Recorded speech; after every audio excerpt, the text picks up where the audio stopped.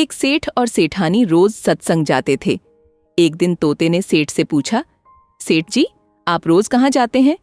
सेठ बोला कि भाई, सत्संग में ज्ञान सुनने जाते हैं। तोता कहता है, अब की बार सत्संग जाओ।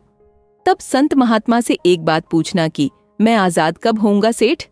सत्संग खत्म होने के बाद संत से पूछता है कि महाराज, हमारे घर जो तोता है उसने पूछा है कि वो आजाद कब होगा। संत ऐसा सुनते ही बेहोश हो जाते हैं। सेठ संत की हालत देखकर चुपचाप वहां से निकल जाते हैं। घर आते ही तोता सेठ से पूछता है कि सेठ जी, संत ने क्या कहा? सेठ कहते हैं कि तेरी किस्मत ही खराब है तेरी आजादी की। पूछते ही वो बेहोश हो गए। तोता कहता है, कोई बात नहीं सेठ जी, मैं सब समझ गया। दूसरे दिन सेठ जी सत्संग में जाने लगते हैं। तब तोता पिंजरे में जानबूझकर बेहोश होकर गिर जाता है।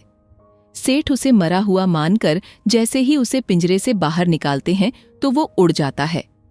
सत्संग जाते ही संत सेठ जी से पूछते हैं कि कल आप उस तोते के बारे में पूछ रहे थे ना, अब वो कहाँ है? सेठ जी कहते हैं, हाँ महाराज, मैंने देखा कि वो मर गया है, इसलिए मैंने उसे जैसे ही बाहर निकाला तो वो उड़ गया।